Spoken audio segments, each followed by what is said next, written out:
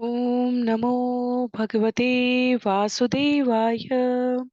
ओम नमो भगवते वासुदेवाय। ओम नमो भगवते वासुदेवाय। हरे कृष्णा। सभी भक्तों को सादर प्रणाम। श्रीमद् भागवतम महापुराण सत्रों की इन श्रृंखला में आज सत्र 398 398 में सभी भक्तों का स्वागत है। हम सभी यहाँ पर 18 श्लोकों वाले श्रीमद् भागवतम महापुराण को अंतर्राष्ट्रीय कृष्ण भावनामृत संघ के संस्थापक आचार्य कृष्ण कृपामूर्ति श्री श्रीमद् अभय चरणारविंद भक्ति वेदांत स्वामी श्रील प्रभुपाद की पुस्तकों के प्रकाश में मार्गदर्शन में भक्तों के संग श्रवण और पठन करने का प्रयास कर रहे हैं। जैसा कि सत्रों का प्रारूप है, वर्तमान विषय वस्तु का संक्षिप्त अवलोकन, तत्पश्चात मंगलाचरण और उसके बाद एक एक श्लोक का वाचन, अनुवाद और श्रील प्रभुपाद के लिखित तात्पर्यों से मनन करते हुए सारग्राही आचरण में लाने वाले बिंदुओं को स्मरण रखकर व्यवहार में लाने का हम सभी प्रयत्न करते हैं।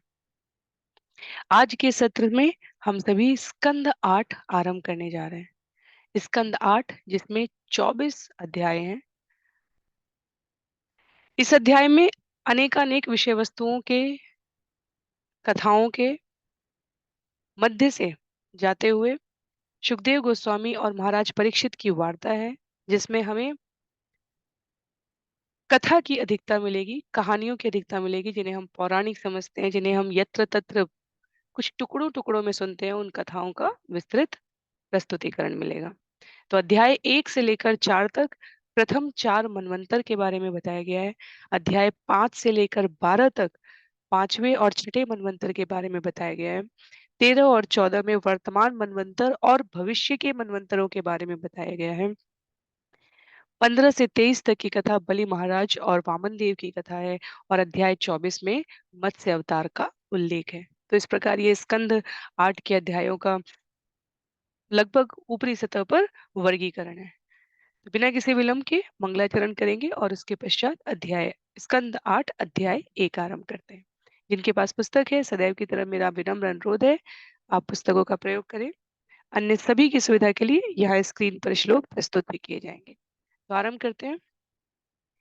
नारायणं नमस्कृत्य नरं चैव नरोत्तमं देवीं सरस्वतीं व्यासं ततो जयम् उदीरयेत्।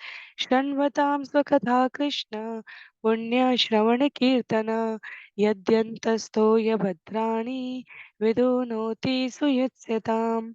नष्टप्रायेषु भद्रेषु नित्यं भागवत सेवया भगवत्युत्तमश्लोके भक्तिर्भवती नैष्ठिकी। ॐ अज्ञानतिमिरान्धस्य ज्ञानाञ्जनशलाकया चक्षुन्मीलितं येन तस्मै श्रीगुरुवे नमः। मूकं करोति वाचालं पङ्गुं लङ्घयते गिरिं यत्कृपातमहं वन्दे परमानन्दमाधवम्। वाञ्छाकल्पतरुभ्यश्च कृपा सिन्धुभ्यैव च पतितानां पावनेभ्यो वैष्णवेभ्यो नमो नमः। जय श्री कृष्ण चैतन्य प्रभु नित्यानंद श्री अद्वैत गदाधर श्रीवासादि गौर भक्तवृंद। हरे कृष्ण कृष्ण कृष्ण हरे हरे, हरे राम राम राम हरे हरे। हरे कृष्ण कृष्ण कृष्ण हरे हरे, हरे राम राम राम हरे हरे। हरे कृष्णा। तो सभी को पुनः सादर प्रणाम। सत्र 398 398 में हम सभी आज यहाँ स्कंद 8 अध्याय 1 प्रथम सत्र आरंभ करने जा रहे हैं। स्कंद 8 के प्रथम 4 अध्याय प्रथम 4 मनवंतरों के बारे में है। तो हम लोग क्रमशः उसको श्रवण करने का प्रयास करेंगे। अध्याय 1 जिसका नाम है ब्रह्मांड के प्रशासक मनु, इसमें श्लोक संख्या 1 से लेकर 3 तक परीक्षित के द्वारा भगवान की विभिन्न मनवंतरों की गतिविधियों के बारे में जिज्ञासा है। 4 से 8 में स्वयंभू मनु की तपस्या और त्याग है। 9 से 16 में स्वयंभू मनु की भगवान से प्रार्थना है 17 और 18 में भगवान यज्ञ की गतिविधियों का उल्लेख है और इस प्रकार अध्याय का क्रम आगे बढ़ता रहेगा। तो हम लोग आरंभ करेंगे श्लोक संख्या 1 से।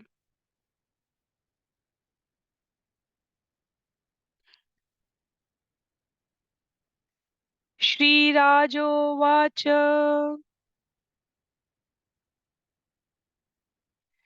स्वायम्भुवस्य इह गुरो वंशोऽयं विस्तराच्छ्रुत यत्र विश्वसृजां सर्गो मनु न अन्यान् वदस्व न स्वायम्भुवस्य इह गुरो वंशोऽयं विस्तराच्छ्रुत यत्र विश्वसृजां सर्गो मनु न अन्यान् वदस्व न। राजा परीक्षित ने कहा, हे स्वामी, हे गुरु, अभी मैंने आपके मुख से स्वयंभुव मनु के वंश के विषय में भली भांति सुना, किंतु अन्य मनु भी तो हैं। अतएव मैं उनके वंशों के बारे में विस्तार से सुनना चाहता हूँ। कृपया करके उनका वर्णन करें। श्रील प्रभुपाद कहते हैं यहाँ पर इस स्कंद के आरंभ की प्रस्तावना में, क्योंकि ये स्कंद 1976 के आसपास लिखा है श्रील प्रभुपाद ने, इस धराधाम से गमन करने के बस कुछ एक वर्ष पूर्व। तब तक पूरे विश्व में कृष्ण भावनामृत आंदोलन, अंतर्राष्ट्रीय कृष्ण भावनामृत संघ सम्यक रूप से स्थापित हो चुका था। 100 से ज्यादा केंद्र हो चुके थे। पूरा विश्व हरे कृष्ण कृष्ण कृष्ण हरे हरे, हरे राम राम राम हरे हरे, इस मंत्र की, जो शास्त्र में श्वेताश्वतर उपनिषद में, बृहदारण्यक उपनिषद में अलग अलग स्थानों पर युग मंत्र के रूप में बताया गया है, गांव गांव और नगर नगर में चैतन्य महाप्रभु के आशीष वचनों के रूप में कुसुमित और पल्लवित हो रहा था। पूरे विश्व में इसका प्रचार और प्रसार हो रहा था। तो इस स्कंद के आरंभ की प्रस्तावना में श्रील प्रभुपाद ने अपने गुरु भक्ति सिद्धांत सरस्वती महाराज को, भक्ति सिद्धांत सरस्वती गोस्वामी प्रभुपाद के चरणों में विनम्र सादर नमस्कार करते हुए कहा है कि उनकी कृपा से, उनकी आशीर्वाद से, उनकी प्रेरणा से श्रील प्रभुपाद अपने संबंध में कहते हैं कि मुझे अनेकों मंदिर बनवाने, पुस्तकें प्रकाशित करने के संबंध में महत्वपूर्ण निर्देश प्राप्त हुए थे और उन्होंने स्वयं कहा था कि पुस्तकें प्रकाशित करना मंदिर के बनवाने से अधिक महत्वपूर्ण है। तो श्रील प्रभुपाद कृतज्ञता ज्ञापित कर रहे हैं कि अपने गुरु के सुझाव पर मैं निरंतर पुस्तकों को प्रकाशित करने का प्रयत्न कर रहा हूँ। मैं अपने गुरु का एकमात्र दास हूँ और अमेरिका के अपने शिष्यों के सहयोग से इन पुस्तकों को प्रकाशित करके उनकी सेवा करने का प्रयत्न कर रहा हूँ। विश्व भर के विद्वान इन ग्रंथों की प्रशंसा कर रहे हैं और उस क्रम में मैं ये स्कंद 8 अपने गुरु के चरणों में विनीत रूप से समर्पित करता हूँ। तो गुरु शिष्य परंपरा का जो एक बहुत महत्वपूर्ण बिंदु है, कृतज्ञ होना, कृतज्ञता ज्ञापित करना, विनीत भाव करना। श्रील प्रभुपाद भागवतम की पुस्तक के इस लेखन कार्य के मध्य अपने गुरु को, उनके आदेशों को, निर्देशों को इस प्रकार स्मरण कर रहे हैं। तो यहाँ सप्तम स्कंद के अंत तक स्वयंभू मनु के वंश का वर्णन सुना है महाराज परीक्षित ने, और अब सुखदेव गोस्वामी से कह रहे हैं कि मैं अन्य मनुओं के संबंध में, उनके विषय में, उनके शासनकाल के विषय में भी जिज्ञासा प्रस्तुत कर रहा हूँ। तो यदि हम स्मरण करें तो प्रथम मनु का नाम स्वयंभुव मनु था। उनकी दो पुत्रियां थी, आकुति, देवहूति, जिनसे यज्ञ और कपिल नामक पुत्र उत्पन्न हुए थे। यज्ञ स्वयं भगवान के शक्त्यावेश अवतार है। हमने स्कंद 1 अध्याय 3 में इसका श्रवण किया है। सुखदेव गोस्वामी कपिल मुनि के कार्यकलापों का, उनकी शिक्षाओं का वर्णन तृतीय स्कंद में करते हैं। इसलिए यज्ञ के कार्यकलापों को श्रील प्रभुपाद कहते हैं कि यहाँ इस स्कंद में, इस अध्याय में वो वर्णन करेंगे। जहाँ तक स्वयंभू मनु जिन्हें आदि मनु कहा जाता है, उनके संदर्भ में विषय है, उनकी पत्नी शत्रुपा, उन दोनों ने सुनंदा नामक नदी के तट पर तपस्या करने के लिए स्वयं को प्रस्थान कराया था। तो इन सारे विषयों को क्रमशः सुखदेव गोस्वामी परीक्षित महाराज के समक्ष व्यक्त करेंगे।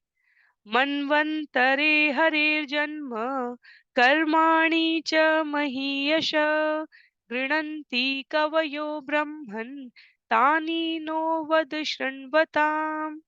हे विद्वान ब्राह्मण सुखदेव गोस्वामी, बड़े बड़े विद्वान पुरुष जो नितांत बुद्धिमान हैं, विभिन्न मनवंतरों में भगवान के कार्यकलापों का तथा उनके प्राकट्य का वर्णन करते हैं।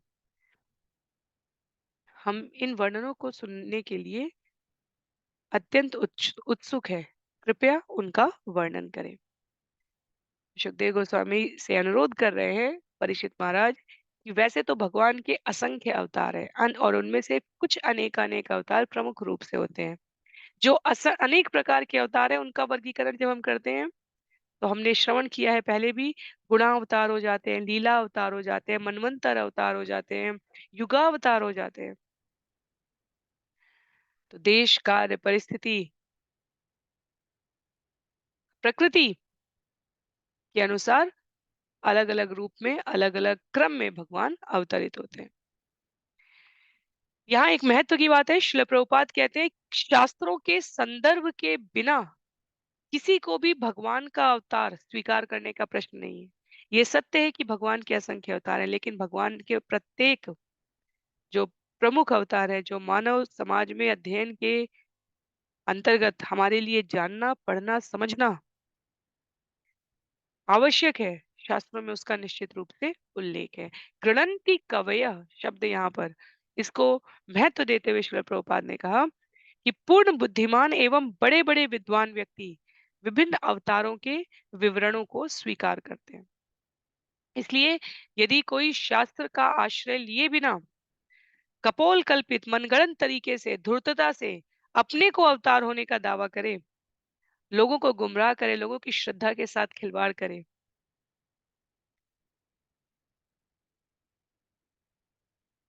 वो अधम श्रेणी का कार्य है। कहते हैं श्रील प्रभुपाद कि अवतार की पहचान और उसकी पुष्टि शास्त्रों के विवरण और अवतार के विलक्षण कार्यकलापों से की जानी चाहिए। महीयशः अगले शब्द पर जोर डालते हुए कहते हैं श्रील प्रभुपाद, इस श्लोक में वर्णन है शब्द महीयशः। गणन्ति कवयो, बुद्धिमान मनुष्यों ने शास्त्रों का आश्रय लेकर कहा है। कर्माणि च महीयशः, जो दिव्य कार्यकलाप अवतारों द्वारा किए जाते हैं वो धूर्त प्रजल्प करने वाले व्यक्तियों के द्वारा नहीं किए जा सकते। तो पहला, अवतार की पुष्टि शास्त्र के विवरण से होनी चाहिए। दूसरा, उनके कार्यकलाप यथार्थ विलक्षण होने चाहिए। वो कोई साधारण जादूगरी नहीं होनी चाहिए, वो विलक्षण होने चाहिए।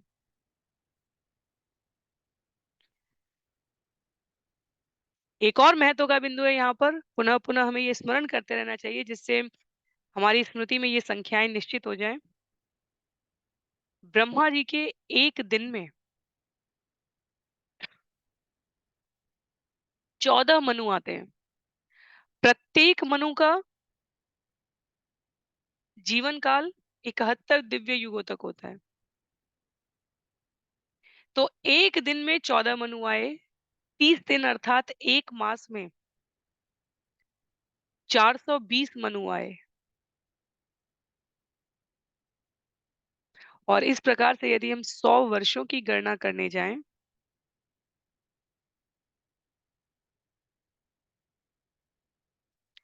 तो करीब करीब हजारों, 5000 से ऊपर मनुओं की संख्या आएगी ब्रह्मा जी के जीवन काल में।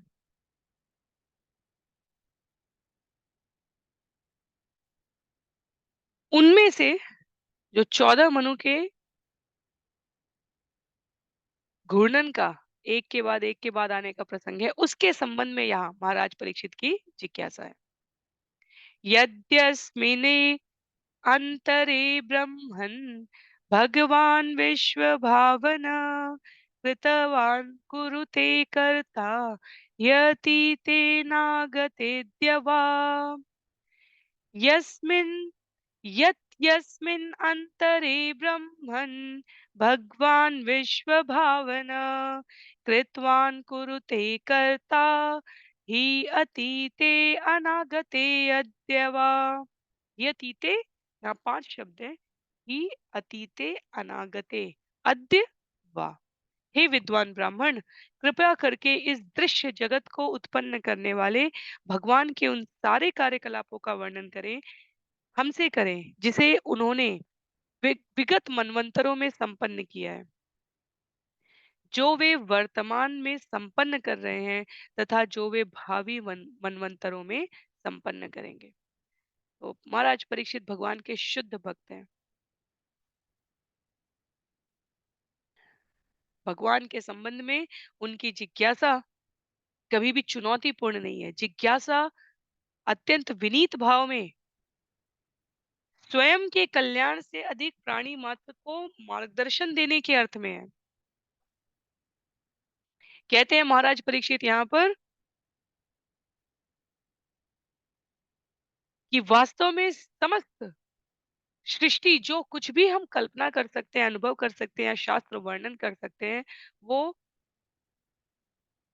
भगवान से उद्भूत है। भगवान प्रत्येक सृष्टि के प्रत्येक कण के सृष्टा हैं। नित्यो नित्यानाम चेतनश्चेतनानाम। जब भगवत गीता में अर्जुन भगवान के विराट रूप का दर्शन कर रहे हैं तो वो देख रहे हैं युद्ध में भूमि में उपस्थित जो प्रत्यक्ष रूप से वहां सामने सैनिक थे, वो भी भगवान के प्रवेश शरीर में प्रवेश करते हुए दिखे। और भगवान आश्वस्त भी करते हैं वहां अर्जुन को। भगवान कहते हैं जो भी यहाँ जीव दिख रहे हैं वो भूतकाल में विद्यमान थे, वर्तमान में उपस्थित है और भविष्य में भी स्थिर रहेंगे, स्थित रहेंगे। कहने का अभिप्राय है सृष्टि की रचना, संचालन और उसका संहार ऐसी असंख्य सृष्टियों में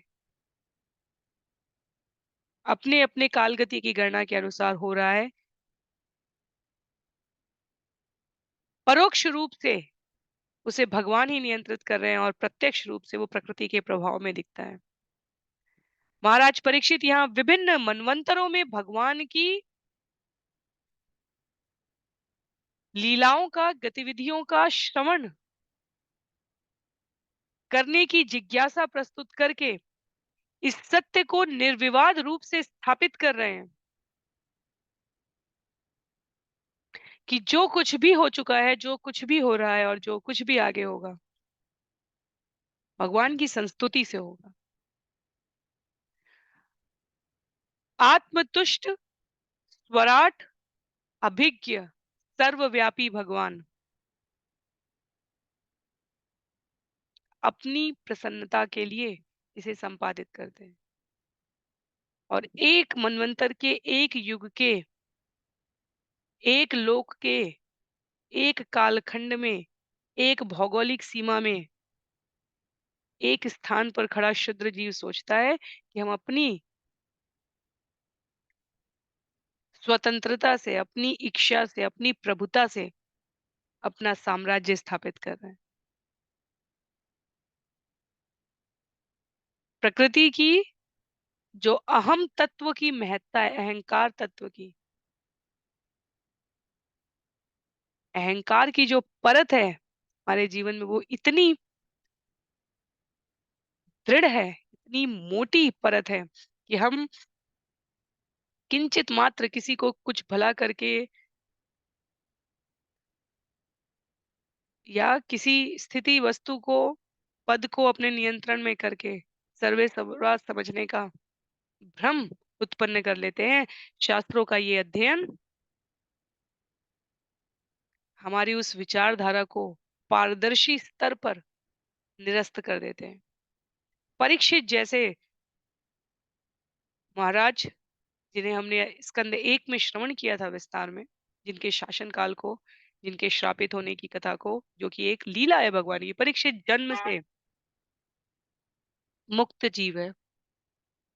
भगवान की लीला में सहायक पार्षद के रूप में स्वयं को प्रस्तुत करते हैं।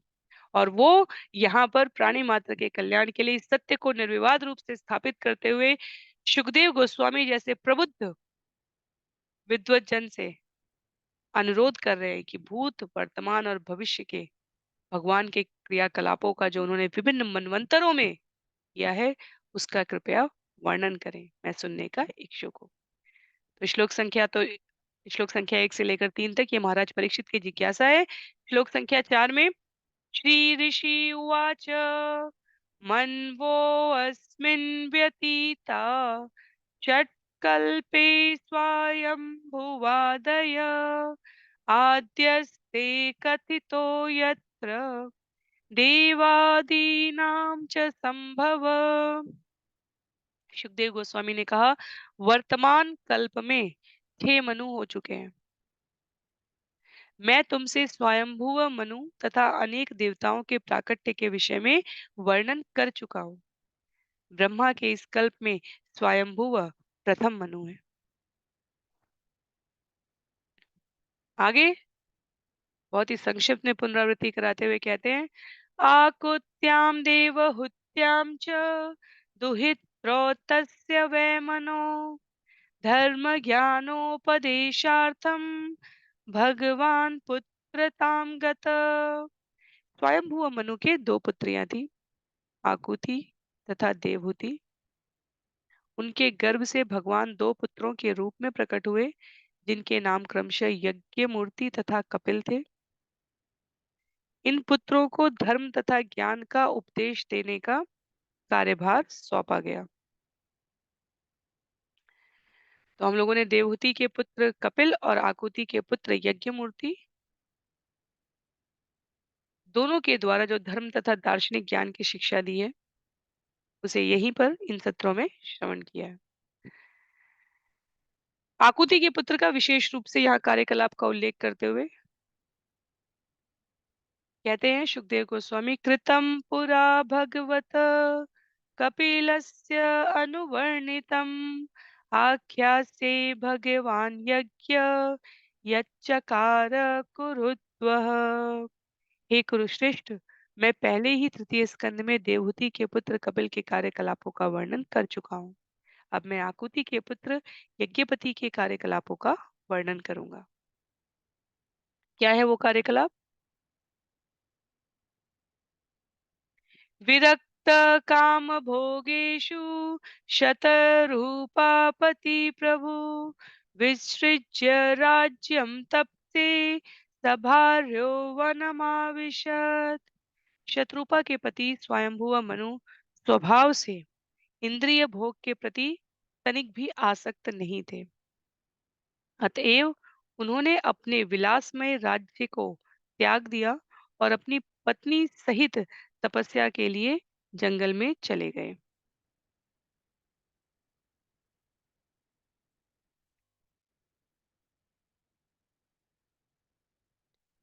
एवं परंपरा प्राप्तम इमं राजर्षयो विदु। श्रील प्रभुपाद यहाँ तात्पर्य में भगवत गीता अध्याय 4 श्लोक संख्या 2 का उल्लेख करते हुए कहते हैं राज ऋषियों को शिष्य परंपरा में जो ज्ञान मैं अर्जुन तुम्हें यहाँ दे रहा हूँ वो गुरु शिष्य परंपरा में ये विज्ञान प्राप्त हो चुका है। तो पहले राजाओं को भी ऋषि क्रम में कहा गया है, राज ऋषि, क्योंकि उनका व्यवहार उनका आचरण स्वयं की सिंहासन से आसक्ति के रूप में नहीं था।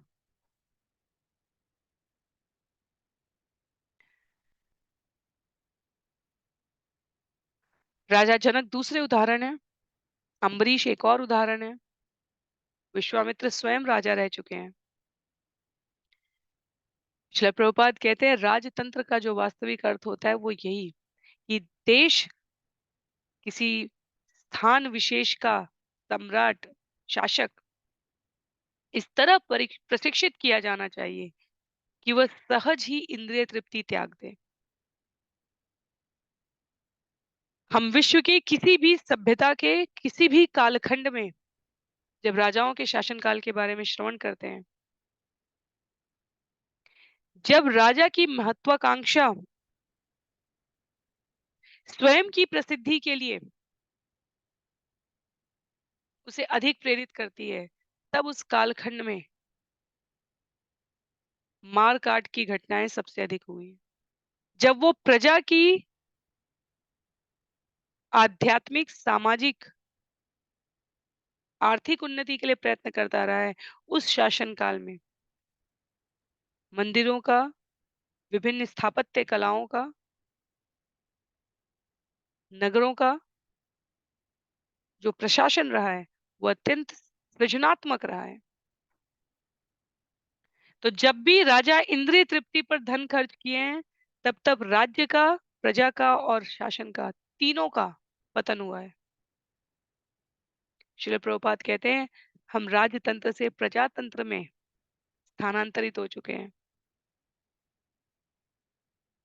पर क्योंकि जो शासक है, जहाँ का भी, यदि वो इन नैतिक मूल्यों में प्रशिक्षित नहीं रहेगा, तो भावी समय जो कलयुग के लिए घोषणा की गई है, उसमें है कि प्रकृति के नियमानुसार वो समय आएगा, जब तानाशाही से प्रजा को अधिकाधिक कष्ट झेलना पड़ेगा। तो साम्राज्य को, राज्य को नियम पूर्वक चलाने के लिए हमारे मनुओं द्वारा जो व्यवस्था दी गई है, व्यवहारिक रूप से उसको देश काल परिस्थिति में अनुप्राणित करके शांति सुस्थापना के साथ जीवन व्यतीत किया जा सकता है, पर उसके लिए प्रशिक्षण चाहिए। कहते हैं स्वयंभू मनु का उदाहरण देते हुए, सुनंदायां वर्षशतं पदैकेन भुवं स्पृशन् तप्यमान तपो घोरम इदम अन्वाह भारत।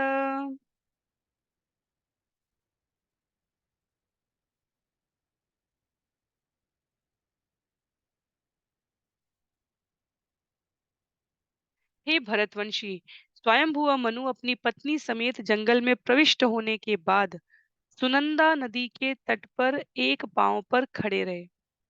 इस प्रकार केवल एक पांव से पृथ्वी का स्पर्श करते हुए उन्होंने 100 वर्षों तक महान तपस्या की। तपस्या करते समय वे इस प्रकार बोले। तो ये जो श्लोक संख्या 4 से लेकर 8 तक का हम श्रवण कर रहे हैं यहाँ पर, ये स्वयंभू मनु की तपस्या और त्याग के बारे में उल्लेख है। जिसे श्लोक संख्या 9 से 16 में स्वयंभुव मनु की प्रार्थना के रूप में वर्गीकृत किया गया है। तो प्रथम 3 श्लोकों में परीक्षित के द्वारा भगवान के विभिन्न मनवंतरों की गतिविधियों के बारे में जिज्ञासा की गई है। 4 से 8 में स्वयंभुव मनु की तपस्या और त्याग का उल्लेख है। और अब जो स्वयंभुव मनु कहने जा रहे हैं श्लोक संख्या 9 से, वो उनकी भगवान से प्रार्थना है। क्या कह रहे हैं? श्रीमनुवाच येन चेतयते विश्वं विश्वं चेतयतेनयं यो जागर्ति शयानेऽस्मिन् नायं तं वेद वेदस। श्री मनु ने कहा, परम पुरुष ने इस चेतन भौतिक जगत की सृष्टि की है।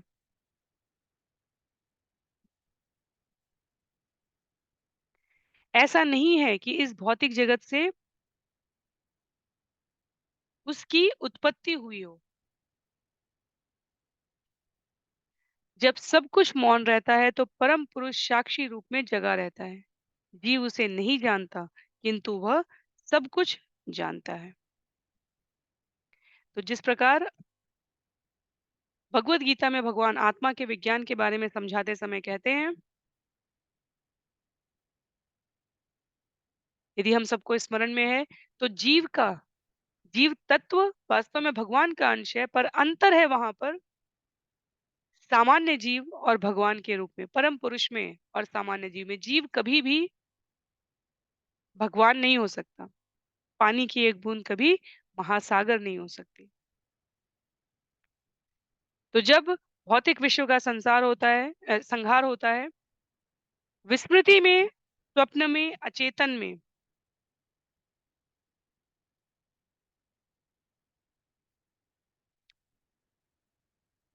परमात्मा की दृष्टि के विक्षेपण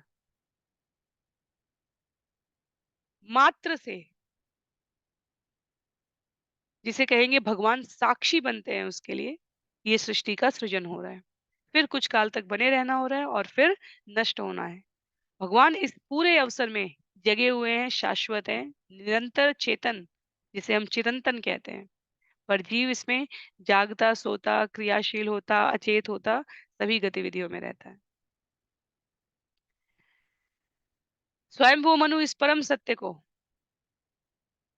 पुनः स्मरण करते हुए अपनी प्रार्थना में कहते हैं, आत्म आवास्यम इदं विश्वम यत्किंचित् जगत्यां जगत् तेन त्यक्तेन भुंजीथा मागृध कस्य स्विद्धनम। इस ब्रह्मांड में भगवान परमात्मा रूप में सर्वत्र जहाँ कहीं भी चर तथा अचर प्राणी हैं विद्यमान है। अतएव मनुष्य उतना ही स्वीकार करे जितना उसके लिए नियत है। उसे पराये धन में हस्तक्षेप करने की इच्छा नहीं करनी चाहिए। तो स्थिति बताकर भगवान की सर्वव्यापकता का स्वयंभुव मनु दिव्य परम पुरुष शाश्वत पूर्ण पुरुषोत्तम भगवान श्री कृष्ण के चरणों में अपने पुत्रों पौत्रों को उपदेश देने के इस क्रम में निर्देशित कर रहे हैं कि ब्रह्मांड की सारी संपत्ति भगवान की है और उनके माध्यम से मनु प्राणी मात्र को स्मरण करा रहे हैं कि सारे इस मानव समाज के लिए ये संदेश है। स्वयं का आधिपत्य करने का भाव, इससे हमें विरत रहना चाहिए।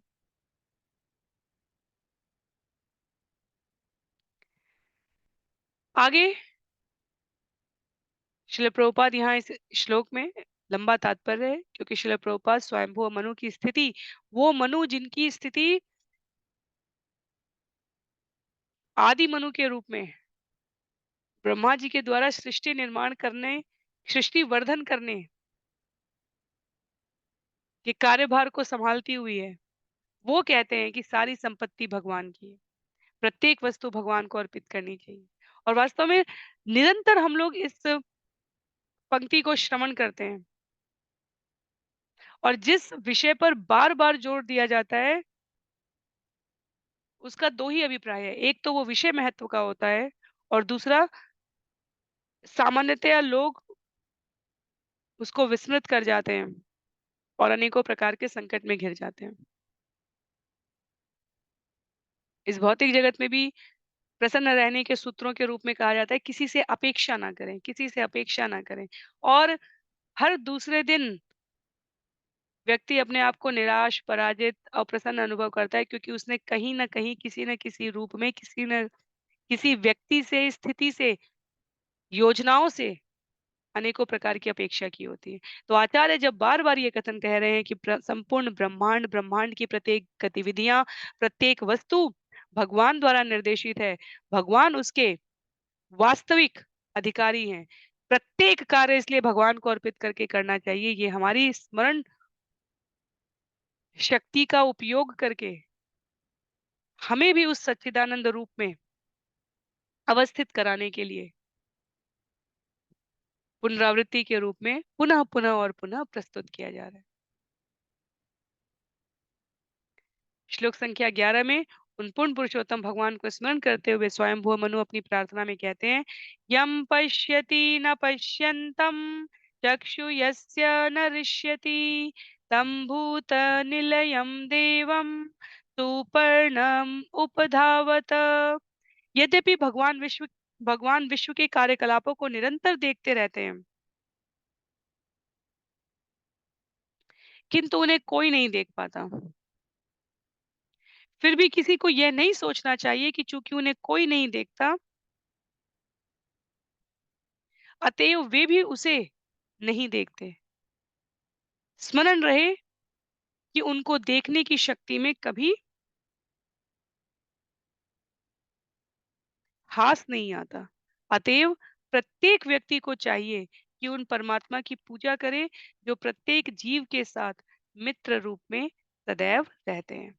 तो मनु उपदेश दे रहे हैं, मनु स्वयं को स्मरण करा रहे हैं और मनु निर्देश भी दे रहे हैं। केवल मनु ही नहीं, भगवान के समस्त भक्तों ने, आचार्यों ने अनेक स्थानों पर अलग-अलग शब्दों के प्रयोग से यही भाव निरूपित किए हैं। श्रील प्रभुपाद यहाँ माता कुंती के श्लोक जो प्रार्थना है उससे उद्धृत करते हुए कहते हैं, अलक्ष्यम सर्वभूतानां अंतर्बहिः अवस्थितम्। हर एक के अंदर और बाहर निवास करने वाले हे भगवान, बुद्धिहीन बद्ध जीव अपने चर्म चक्षुओं से आपको नहीं देख पाता। हम प्रतिदिन श्रवण करते हैं कि हृदय के भीतर परमात्मा स्थित है। अपने जीवन की प्रत्येक गतिविधियों में हमें भगवान की उस उपस्थिति का स्मरण रखना चाहिए और लगभग हम में से प्रत्येक जानते हैं कि दिन में कार्य करते समय कोई ना कोई समय ऐसा अवश्य आ रहा होता है जब हम स्वयं को कर्ता का मान ले लेते हैं। तो इस बुद्धि हमें कितना छल सकती है, प्रकृति के गुणों का प्रभाव कितना अधिक होता है, इसको समझने के लिए एक सरल सी बात है। हम प्रतिदिन जान रहे हैं कि भगवान हमारे हृदय में है, परमात्मा के रूप में से एक चोर भी जानता है, एक हिंसा करने वाला व्यक्ति भी जानता है और तब भी कार्य के कर्ता के रूप में इस शरीर में स्थित आत्मा अपने आप को कितनी बार चले जाने देती है। कितनी बार हमारे भीतर ये भाव आ जाता है कि मैं कर रहा हूँ, मैं कर रही हूँ। इसलिए श्रील प्रभुपाद हमारे आचार्य विभिन्न कथाओं के माध्यम से स्थान-स्थान पर स्मरण करा रहे होते हैं। और श्रवण करने का जो एक अत्यधिक आवश्यक औचित्य है वो ये कि हम ये विस्मृत ना करें। श्रवण करते रहेंगे प्रशिक्षण पूर्वक, तो ये कहीं न कहीं मस्तिष्क के किसी कोने में स्थिर होगा, तो धीरे-धीरे जीवन में बदलाव भी आने लगेगा। अगर प्रत्येक व्यक्ति इस पंक्ति को स्मरण कर सके कि भगवान हृदय में उपस्थित है, परमात्मा रूप में विद्यमान है, तो अपने कार्यों के प्रति इतना सजग रहेगा या रहेगी कि समाज में अलग से कॉर्पोरेट सोशल रिस्पॉन्सिबिलिटी सीएसआर परमार्थ के कार्यों को करवाने की अलग से आवश्यकता ही नहीं। प्रत्येक व्यक्ति दूसरे के प्रति इतना ध्यान पूर्वक व्यवहार करेगा। कहते हैं श्रील प्रभुपाद, बद्ध अवस्था में हम जीव वस्तुओं को भूल जाते हैं, हमारे शरीर बदलते रहते हैं, पर परमेश्वर सदैव जागृत है। भगवान का शरीर नहीं बदलता, वो भौतिक प्रकृति से वो प्रकृति उनकी शक्ति का एक अंश है और स्वयंभुव मनु अपने इस पूरे ज्ञान में, इस निर्देश में स्वयं को स्मरण कराते हुए भगवान की उस सर्वव्यापक सत्ता को नमन कर रहे हैं। कहते हैं, न यस्याद्य अन्तो मध्यम च स्वपरो नान्तरं बहिः विश्वस्या मुनि यद्यस्मात् विश्वं च तद्वृतं महत् न यस्याद्य अन्तो मध्यं च यस्य आदि अन्तो मध्यम न यस्याद्यन्तो मध्यं च स्वपरो नान्तरं बहिः विश्वस्यामुनि यद्यस्मात् विश्वं च तत्ततं महत् तत्वृतम महत्। भगवान का न तो आदि है, न अंत और न मध्य, न ही वे किसी विशेष व्यक्ति या राष्ट्र के हैं। उनका न भीतर है न बाहर है। इस जगत में दिखने वाले सारे द्वंद यथा आदि तथा अंत मेरा और उनका उस परम पुरुष के व्यक्तित्व में अनुपस्थित है। यह ब्रह्मांड जो उनसे उद्भूत होता है उनका एक दूसरा स्वरूप है। अतएव भगवान परम सत्य हैं और उनकी महानता पूर्ण है। तो भागवतम की सबसे बड़ी रोचक प्रस्तुति ये है कि जहाँ जिस भक्त को जब अवसर प्राप्त होता है वो भगवान के लिए सुंदर छंदों की श्रृंखलाबद्ध लड़ी प्रस्तुत करते हैं। भगवत गीता भगवान के द्वारा गाए गए गीतों की श्रृंखला है। भगवान के द्वारा गाया गया है भगवत गीता। श्रीमद् भागवतम भगवान के भक्तों द्वारा उनके लिए गाए गए गीतों की श्रृंखला है। तो जिस क्षण में हमारे भीतर जिस प्रकार का भाव हो और हम उसे शब्दबद्ध ना कर पा रहे हो, छंदबद्ध गीतों में ना प्रस्तुत कर पा रहे हो, पूरी भागवतम की यात्रा में हम देखते चल रहे हैं कि उन विभिन्न प्रकार के ज्ञानों को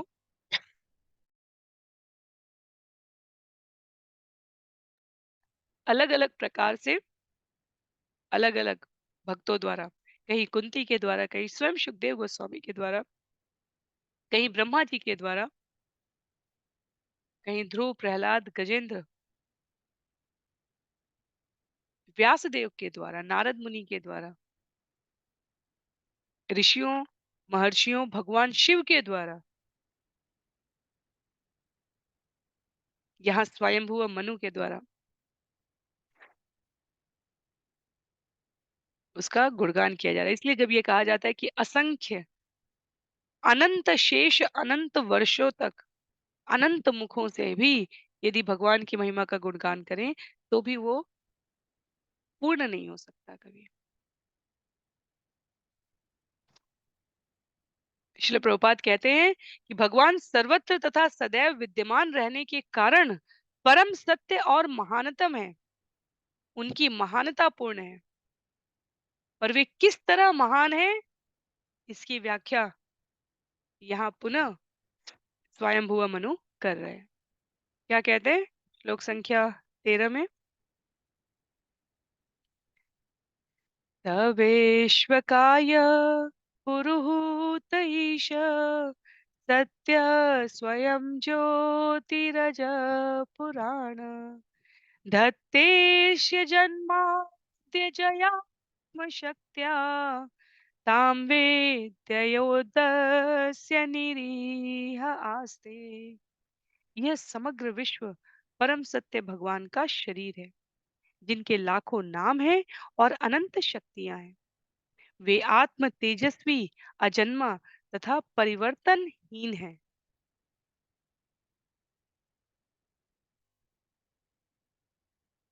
वे प्रत्येक वस्तु के आदि हैं किंतु स्वयं उनका कोई आदि नहीं है। क्योंकि उन्होंने अपनी बहिरंगा शक्ति से इस विराट रूप की सृष्टि की है, अतएव यह उनके द्वारा उत्पन्न, पालित तथा ध्वंसित प्रतीत होता है। फिर भी वे अपनी आध्यात्मिक शक्ति में निष्क्रिय रहते हैं और भौतिक शक्ति के कार्यकलाप उनका स्पर्श तक नहीं कर पाते।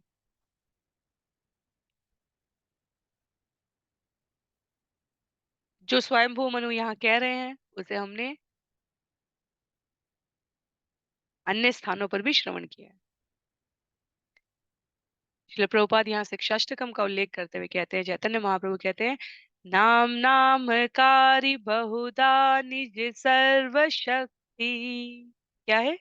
भगवान के अनेक नाम नामकारी बहुधा निज सर्व शक्ति। उनके अनेक नाम उनसे अभिन्न है। उनका आध्यात्मिक अस्तित्व काल की सीमाओं से परे है। उनके अनेक कार्यकलाप हैं और वे नाना प्रकार के कर्मों में रहते हुए भी अपने भक्त के प्रति सदैव कृपापूर्ण दृष्टि से योग क्षेमम वहां में हम कृपापूर्ण दृष्टि से संग बनाकर रखते हैं। इसलिए ज्ञान और कर्म अपूर्ण हो जाते हैं। वो समझने की प्रक्रिया में एक सहायक अंग हो सकते हैं, पर पूर्णता के साथ यदि भगवत प्राप्ति करनी है तो वो संभव है भक्ति योग से। 18.55 को यहाँ उद्धृत करते हुए कहते हैं श्रील प्रभुपाद, भक्त्या मामभिजानाति यावन्यश्चास्मि तत्त्वतः। संभव नहीं है किसी और विधि के द्वारा। मेरे भक्त मुझे जान सकते हैं, जिनकी सर्वव्यापकता और निस्सीम उपस्थिति के बारे में यहाँ इतनी चर्चा की जा रही है। वो भगवान कहते हैं कि भक्ति पद से, कृष्ण भावनामृत से युक्त जीव मुझे जान पाता है। इस प्रकार ये अगले 3 और श्लोकों में स्वयंभुव मनु की भगवान के प्रति निवेदित प्रार्थना है। अथाग्रे ऋषय कर्माणि ईहन्ते अकर्म हेतवे इह मानो हि पुरुष प्रायो नीहां प्रपद्यते। अतएव लोगों को कर्मों की ऐसी अवस्था तक पहुंचने में समर्थ बनाने के लिए, जो सकाम फलों से दूषित नहीं होते, बड़े बड़े साधु पुरुष सर्वप्रथम लोगों को सकाम कर्म में लगाते हैं, क्योंकि जब तक कोई शास्त्र अनुमोदित कर्मों को संपन्न करना आरंभ नहीं करता, तब तक वह मुक्ति की अवस्था को या कर्म फल न उत्पन्न करने वाले कार्यों की अवस्था को प्राप्त नहीं होता। तो प्रायः ये प्रश्न होता है कि जब हम योग सीढ़ी का श्रवण करते हैं, पशुवत से ऊपर उठने के लिए, मनुष्य बनने के लिए हमें सकाम कर्म करने की आवश्यकता है। भगवत गीता अध्याय 3 में भी कर्म योग में भगवान कह रहे हैं। पहले भगवान कर्म योग बताते हैं, तब अध्याय 5 में निष्काम कर्म योग बताते हैं, कृष्ण भावना भावित कर्म बताते हैं। उसी को यहाँ पर उद्धृत करते हुए कहा गया है कि लोगों को कर्म की ऐसी अवस्था तक पहुंचने में समर्थ बनाने के लिए, जहां सकाम कर्म के फल से मन बुद्धि दूषित ना हो। बड़े बड़े साधु पहले सकाम कर्म से क्रमशः गतिमान करते हुए ऊर्ध्व गति की ओर अग्रसर करते हुए तब निष्काम कर्म की ओर आकर्षित करते हैं।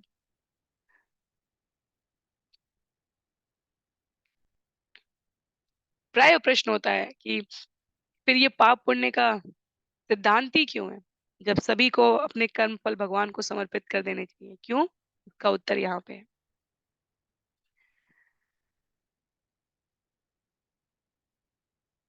जब हम छोटे बच्चे और बड़े बच्चों की तुलना करें, उसमें भी हम देखते हैं इस क्रम को। अपने स्वयं के जीवन में हम सबका अनुभव है।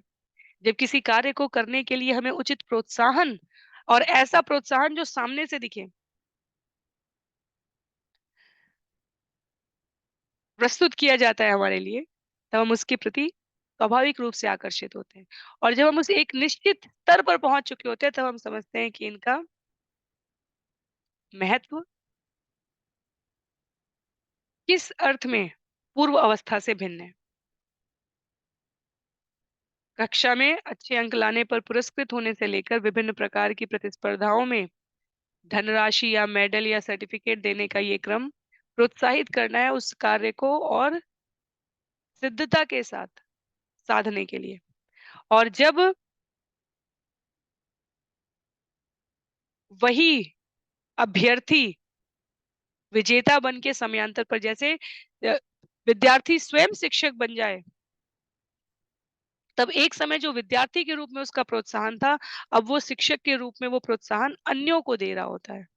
तो सकाम से पहले स्वयं के लिए अर्जित करने की चाह, निष्काम अवस्था में जाने के लिए कि ये कर्म करते रहकर अपने आप को वहां ले जाना है, जहां उस कर्म के प्रभाव को देखकर भी, अन्यों को वितरण करते हुए भी हमारे भीतर किसी प्रकार की अतृप्ति ना रहे। इसलिए सकाम से निष्काम का ये योग सीढ़ी का क्रम बताया गया है।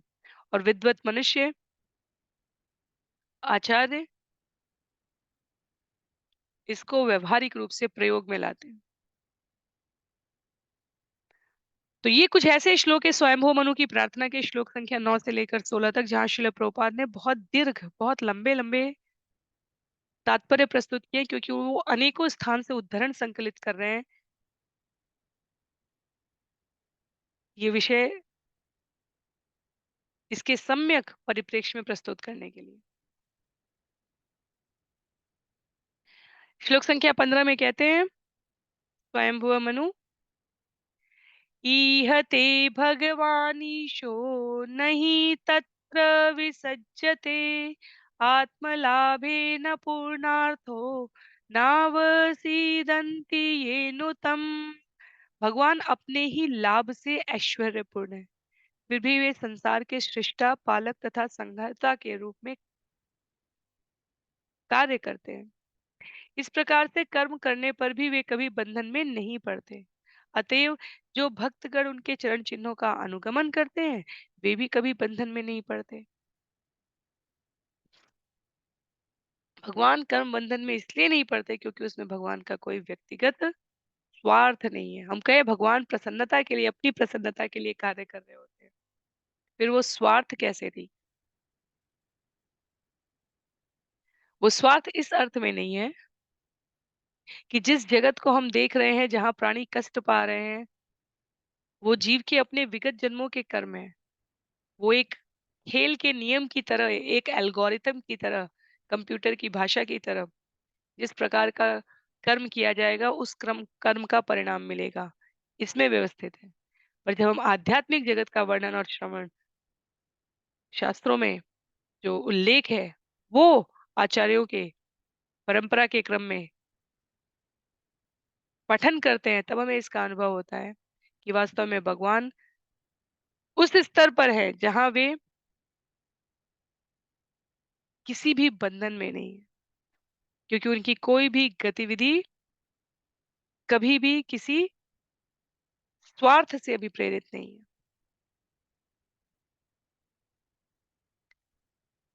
प्रार्थना के इस क्रम में अंतिम श्लोक में कहते हैं,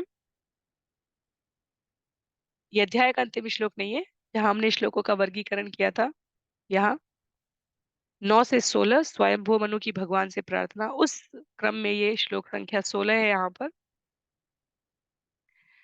तमीहमानं निरहङ्कतं बुधं निराशिषं पूर्णमनन्यचोदितं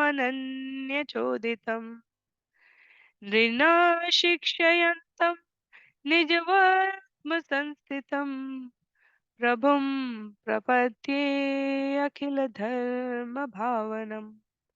भगवान कृष्ण एक सामान्य व्यक्ति की भांति कर्म करते हैं, फिर भी वे कर्म फल भोगने की इच्छा नहीं रखते। वे ज्ञान से पूर्ण भौतिक इच्छाओं तथा विक्षेपों से मुक्त एवं पूर्णतः स्वतंत्र हैं। वे मानव समाज के परम शिक्षक के रूप में अपनी ही कर्म शैली का उपदेश देते हैं और इस प्रकार धर्म के असली मार्ग का उद्घाटन करते हैं। मैं हर व्यक्ति से प्रार्थना करता हूँ कि वह उनका अनुसरण करे।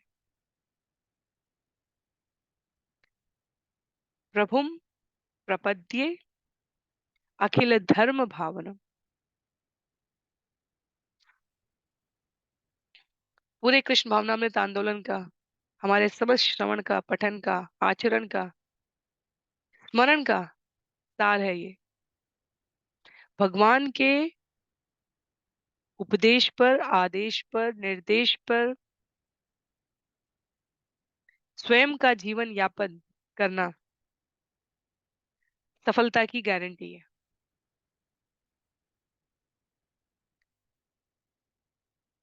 कभी मर्यादा पुरुषोत्तम के रूप में, कभी भक्तों के रक्षक के रूप में, और कभी अपने पूर्ण स्वरूप के साथ पूर्ण पुरुषोत्तम भगवान श्री कृष्ण प्रकट होकर अपने कार्यों के द्वारा यही शिक्षा देने का प्रयास कर रहे हैं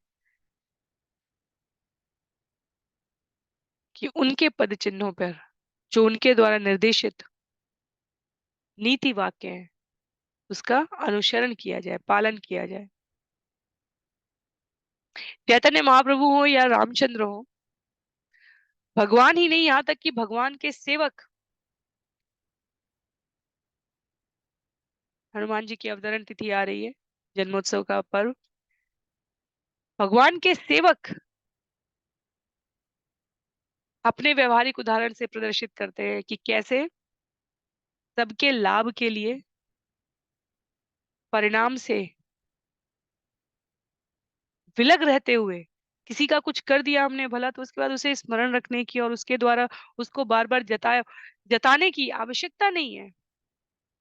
कहीं भी यदि हमारे मन, भाव, बुद्धि हमें इस ओर प्रेरित कर रहे हों, कि हमने सामने वाले के लिए कुछ किया है और अब वो व्यक्ति आए मुझे मान दे, तो ये कर्मफल के बंधन से मुक्ति नहीं हुई।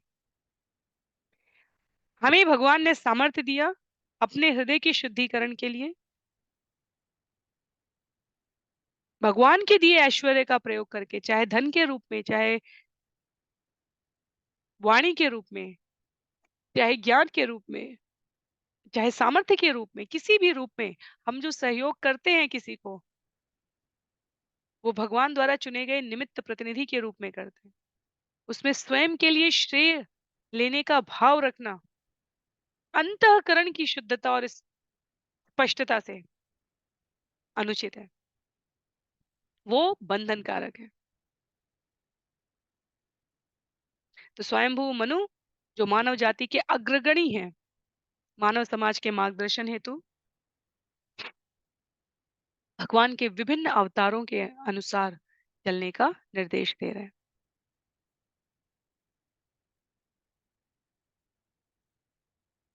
यहाँ शिल प्रभुपाद चैतन्य चरितामृत का एक बहुत ही विशेष रोचक प्रसंग होता है, जब सार्वभौम भट्टाचार्य और चैतन्य महाप्रभु मिलते हैं। चैतन्य महाप्रभु भगवान जगन्नाथ के दर्शन करके भावोन्माद की उस अचेतन अवस्था में थे, जब सार्वभौम भट्टाचार्य ने एक युवा सन्यासी को इस प्रकार मंदिर के प्रांगण में लगभग मूर्छित अवस्था में देखा था। शरीर के दिव्य लक्षणों को, अंग कांति को देखकर सार्वभौम भट्टाचार्य पहचान गए थे कि ये साधारण मनुष्य नहीं है। वो अपने घर ले आते हैं। वहां 7 दिन तक वेदांत सूत्र सुना रहे होते हैं। चैतन्य महाप्रभु शांति से सुनते हैं, एक अक्षर नहीं बोलते हैं। सार्वभौम भट्टाचार्य सोचते हैं कि दो ही अवसरों पर व्यक्ति शांत रहता है, या तो उसे कुछ नहीं समझ में आता, या उसे सब कुछ समझ में आ रहा होता है। ये युवा सन्यासी है, और सार्वभौम भट्टाचार्य से उस समय उड़ीसा के महाराज तक ने सलाह लिया करते थे। ये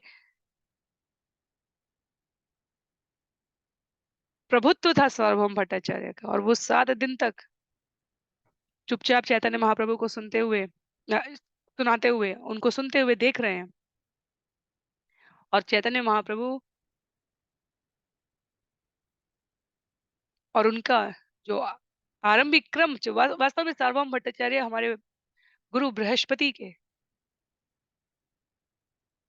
अवतार बताए गए हैं आचार्यों द्वारा। और उनसे जब क्रमशः चर्चा आगे चलती चली जाती है, तब एक स्थान पर चैतन्य महाप्रभु ने कहा है,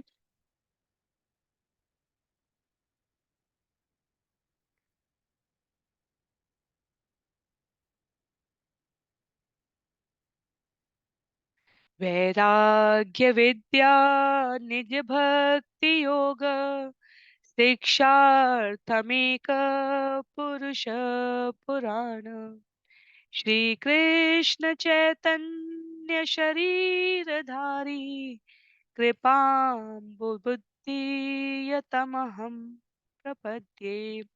चैतन्य महाप्रभु के जब क्रमशः गति में सार्वभौम भट्टाचार्य और उनका परिचय हो जाता है, तब सार्वभौम भट्टाचार्य जो बिल्कुल अ, मूक दिखे थे चैतन्य महाप्रभु को अपने जीवन के आरंभिक वर्ष में, वो चैतन्य महाप्रभु के कार्यकलापों का वर्णन करते हुए, चित्रण करते हुए कहते हैं, मैं भगवान श्री कृष्ण की शरण ग्रहण करता हूँ, जो हमें असली ज्ञान, अपनी भक्ति तथा कृष्ण चेतना में प्रोत्साहन ना देने वाली प्रत्येक वस्तु से विरक्ति का उपदेश देने के लिए स्वयं चैतन्य महाप्रभु के रूप में अवतरित हुए। वे इसलिए अवतरित हुए क्योंकि वे दिव्य कृपा के सागर हैं। मैं उनके चरण कमलों की शरण लेता हूँ। यहाँ पर स्वयंभू मनु के निर्देश का सार श्रील प्रभुपाद द्वारा व्यक्त इस श्लोक के अनुवाद में अंततः क्या कहा जा रहा है? अंततः भगवान की शरण हृदय की पवित्रता के साथ ग्रहण करने की बात की जा रही है। तो मनु अपने निर्देशों में, चैतन्य महाप्रभु स्वयं अपने कार्यकलापों में मानव समाज को ये सिखाने का प्रयत्न कर रहे हैं कि किस प्रकार भगवान के उपदेशों का पालन करके सुखी हुआ जाए। तो यहाँ पर स्वयंभू मनु द्वारा भगवान के लिए जो प्रार्थना की जा रही है, वो समाप्त हो रही है। श्लोक संख्या 17 से अकूति के पुत्र के रूप में आए स्वयं भगवान यज्ञ, उनकी गतिविधियों के बारे में वर्णन है, जिसे हम लोग अगले सत्र से श्रवण करने का प्रयास करेंगे। आज के लिए सत्र को यहीं पर समाप्त करते हैं। किसी भी प्रकार की जिज्ञासा के लिए अपने विचार आप प्रेषित कर सकते हैं। श्रील प्रभुपाद की जय, श्रील गुरुदेव की जय, अनंत कोटि वैष्णववृंद की जय, श्रीमद् भागवतम महापुराण की जय। हरे कृष्ण।